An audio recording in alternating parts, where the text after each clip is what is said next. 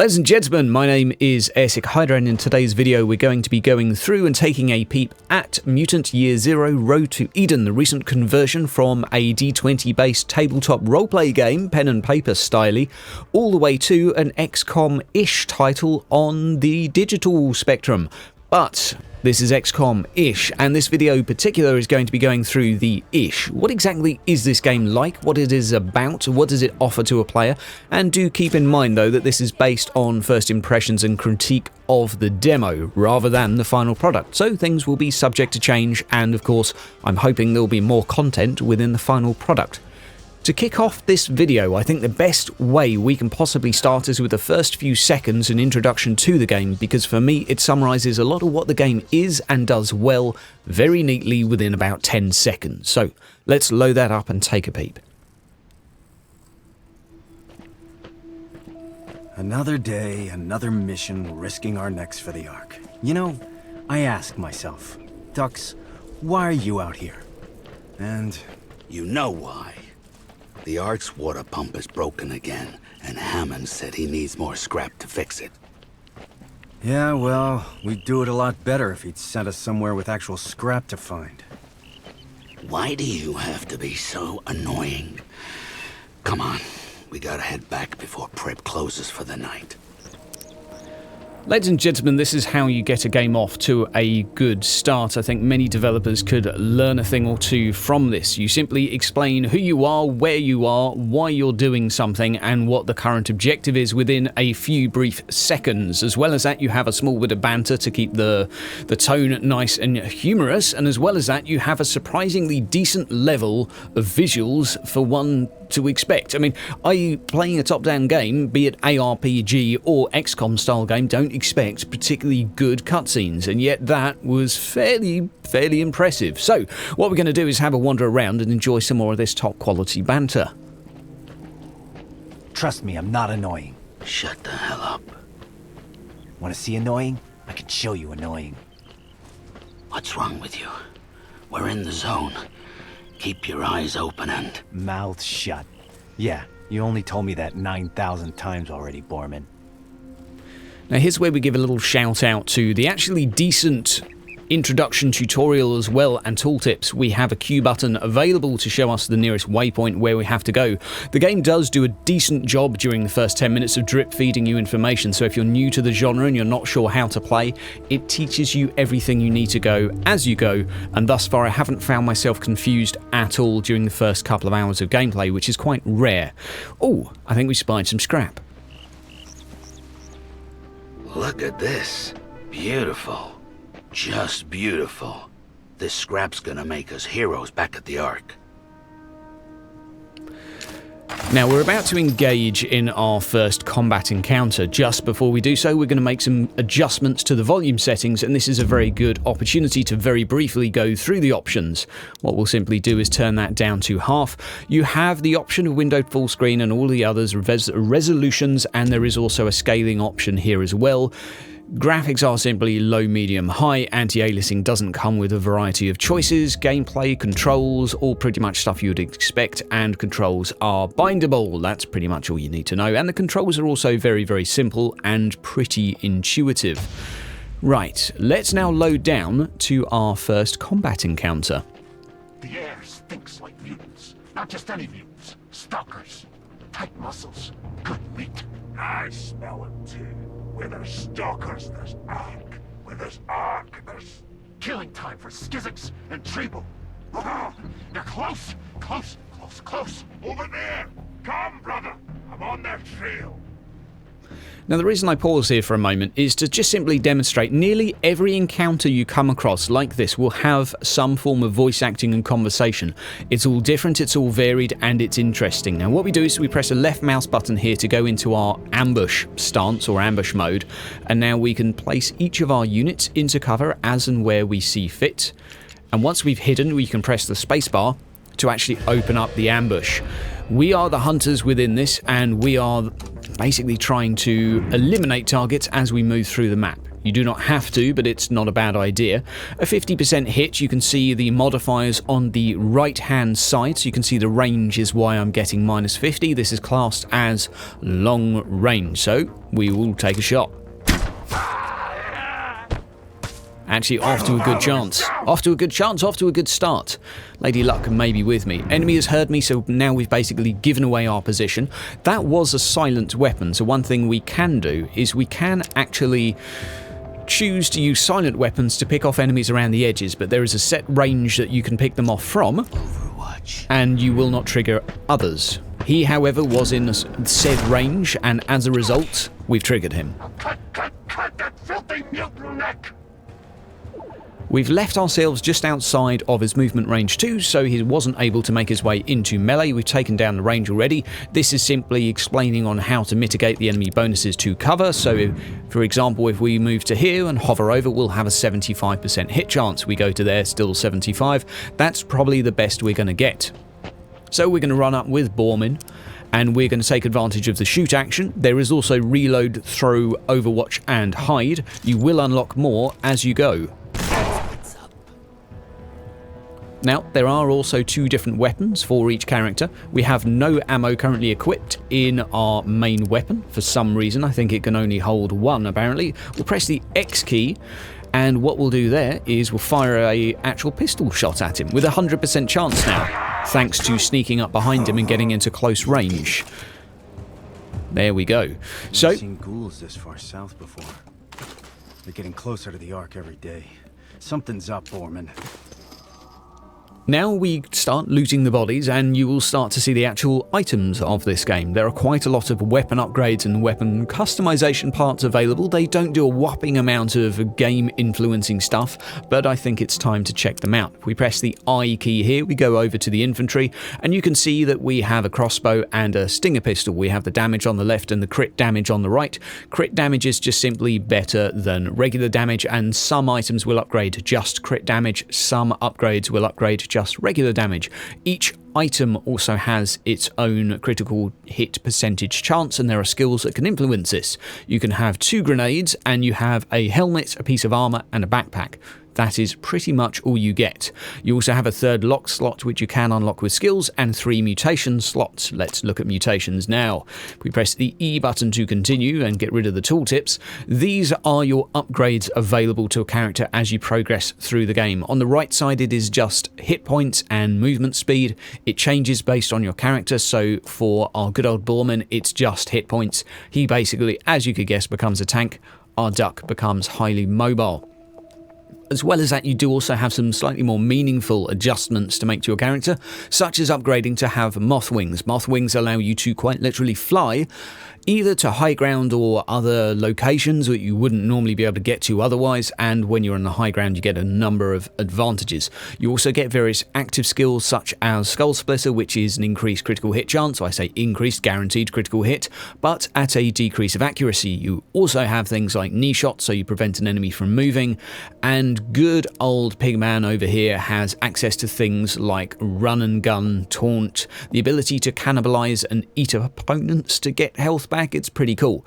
Now, in terms of characters, there are 3 available in the demo thus far, and I think now's probably a good time to bring up some footage containing these. Right, and here we are with the 3rd character in question. Here we are looking at Tree Hugger. This is her ability to root enemies on the ground. You can see she can upgrade the ability to throw as well as gaining more health. She is called Selma. You cannot customize the names because the characters are the characters and they reference each other constantly in voice acting. Bormin has got a helmet and some armor, which actually gives him combat stats to do so. We're upgrading his health to make him nice and tanky, and we're going to get moth wings for Dux. Dux has duct tape on his duck bill, so Dux duct tape on his duck bill is now a thing. Moth wings allows you to fly to various points in the map. I think it's a very interesting mechanic and a very cool looking animation. It's one of the perhaps more exciting of the few to look at. Now here we are with a mid-level engagement. I'm now approaching level 10 I think with my characters. I have no idea what the maximum is. I have currently hunted and killed about 4 opponents around this combat encounter. I have previously attempted it and failed because this game's difficulty curve it's quite tough. This is a medbot. Once you've aggroed the group, the medbot will run towards the nearest dead opponent and try and revive them. This is a pain in the dick. You need to kill them. However, they have 2 armor and they are very, very tanky and hard to kill. This can be troublesome. But what we're going to do is set up our units around the area here. We've disengaged our torch, or we've turned off our torch using the left mouse button. Now we're putting everyone into position. What we're going to do now is take advantage of the activate ability, which is where you can choose to activate someone. You don't have to. They can remain hidden and ambush someone as they come past. Here we are throwing a frag grenade. Nice bit of spike damage. You can see how much damage it's going to do because the damage in this game is static. It's not random, which is actually something I like to see. It's only a question of whether or not you hit. So, here we are with Dux with his crossbow that has been upgraded a few times. This is a silent weapon, but even if you shoot these enemies here, they will see where you've been shot from and they will notice that their allies and compadres have been shot. But you can certainly sneak around the map and take off a few beforehand, which is what I've done. I've actually killed 4 so far. So we're using some Molotovs as well, just to do some additional damage while they're all grouped. Burning does a standard 1 damage per turn while an enemy's on fire. Dogs have a high movement, of course, and the chief over there is a boss of sorts. You will see a few of these scattered throughout the map. They have a lot more hit points and they're a pain in the nuts. Now, the actual action camera I found to be quite satisfactory. It does a fairly good job of zooming and looking around, keeping a track of combat. You can speed things up by holding the spacebar, which I think is a really, really nice solution to this. It's really, really simple. Okay, this won't work in a multiplayer game, but you just hold a button and it zooms forward a lot faster if you want to skip it to your next turn. If only Total War Warhammer could do that without exploding a computer, that would be great.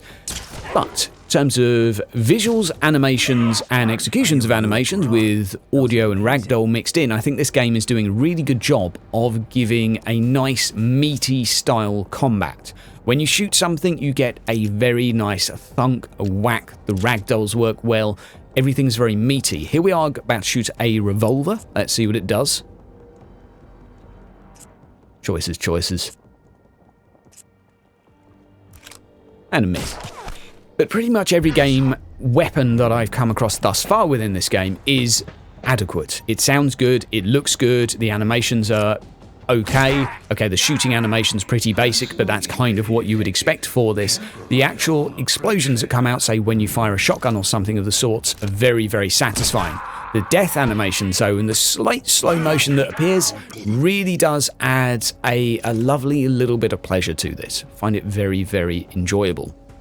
Now, this team I'm rocking right here has had a few upgrades to the weapons and a few upgrades to their abilities, so hopefully we're going to be making use of some of these in just a moment. Now, here we do have the choice of firing on said opponents, or we can use Tree Hugger, which takes advantage of some of the roots of nearby trees to fix someone in place, aka this medbot, which is going to be running along to resurrect someone on the side of the map, so we'll use Tree Hugger.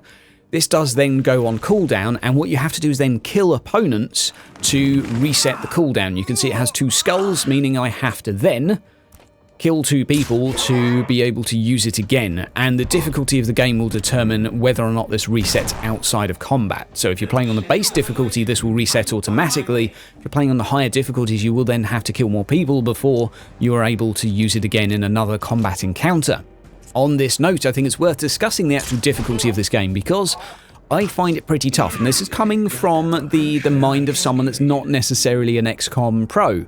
That being, I've never actually played Xcom. I've watched several hours and Let's Play of it, so I'm fairly familiar with what it is and how it works.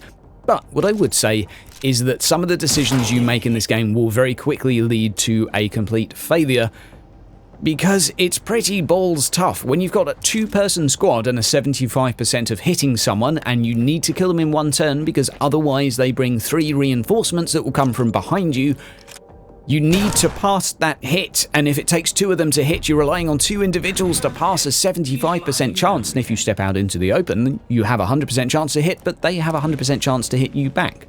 There will be plenty of situations, I think, within this game that have a slight difficulty spike due to the small squad sizes, and skill and experience, I think, will go a very, very long way in terms of mitigating this, but I think it's something to be aware of for newer players, that even the normal difficulty, at least on this demo version, can be pretty tough and punishing, so be prepared for that, and don't feel, oh hey, I'm a hardcore gamer, I've played games before, I'll go straight for difficult. I think if you do that, you'll probably be slightly surprised, although if you're experienced with XCOM, hey, you might be fine. There is also a permadeath feature for this game, a hardcore mode of sorts. I'm not exactly sure how it works, having not had a main character die yet, and I believe you'll probably have to go back to main base to get them back. Or maybe they are permadead and you get a different character. I'm not exactly sure. That brings us to a very interesting point. We currently have 3 characters unlocked within this game. So the question is, are there more? Well, the developers have said, yes, there is more. They have not committed to how many. Now, when a developer does that, and call me paranoid, I think it's reasonable to expect worst case scenario. Probably 1 more. That is my honest expectation. I may be pleasantly surprised and I could be wrong, and I really hope that I am wrong, because if there's only 4 characters, I think for those that want a little bit of customization, and the people that have played the roleplay game and they want to have a team of pig people and a team of rabbit people, etc., they'll probably be somewhat disappointed. But I think we have to weigh up this with being realistic that they have gone for a heavily voice-acted game. Maybe there will be customizable characters that don't have voice lines, but I think that's quite unlikely given how much this game actually revolves around the voice acting and banter.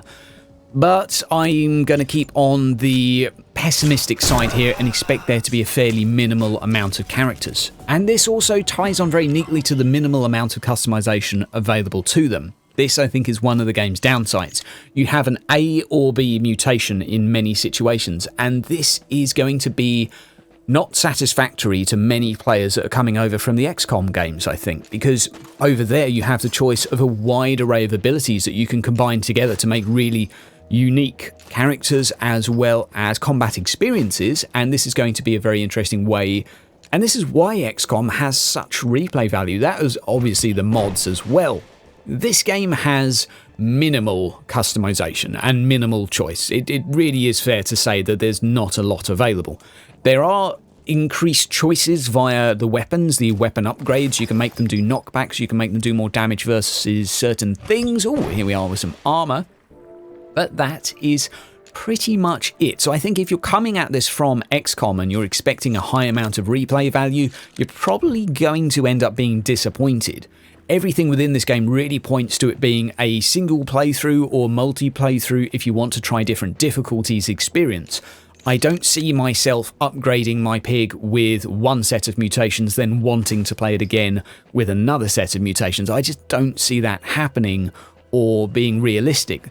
Perhaps to do the higher difficulty, but on that note, the developers have said that there is about 20 hours within this game in terms of narrative to explore. So there is 20 hours-ish of gameplay to do.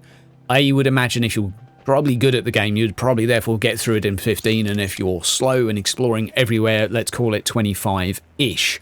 But the game is also quite linear. You have a set quest to do at any set point in time.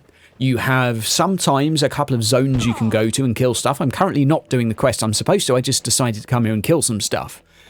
But this is going to be seen as a very small game compared to something like XCOM, and for me that's okay, but for others I think that's going to be potentially a deal breaker. If you're after a game to take over from XCOM as your major time sink, I think you will simply be disappointed. But I think it is important to note that this game is doing something very different to XCOM in that it's providing a very strong narrative, a very aesthetic game, and a character immersion that I think you don't get. With XCOM, you get character immersion via completely customizing, creating, and personalizing a character. Within this, the character is presented to you. This, for me, I would say is a far more casual experience, and one that a character can get, or a player can get into, very easily by sitting back, relaxing. Yes, the gameplay is fairly difficult and you need to think about what you're doing, but they're very, very different games, despite the fact they both are XCOM-like. I think not only are they targeted for different, maybe for different people, although there will be overlap, but they have completely different strengths and weaknesses. I do not see this game as being a huge time sink. but we shall have to wait and see. Guys and girls, I think that is pretty much all we have to say on the title thus far. It is looking pretty entertaining and immersive. I've really enjoyed the aesthetic. I've loved the voice acting. For me, this reminds me a little bit of Van Helsing in a way, where I loved the voice acting and the setting, but this game actually seems polished and I haven't had any bugs yet, which is kind of the opposite of Van Helsing. In terms of other games coming out, we also have another XCOM game coming out called Mechanicus. That's going to be out in a few days as well, and that offers yet another completely different experience with more instanced-based combat, etc. So I hope you enjoyed the video. I hope you find this useful if you're thinking about picking up this game. I think it is one to keep an eye on. And one last thing before we go, I would also say the game is somewhat reasonably priced at £30 British for the standard edition, £50 for the deluxe.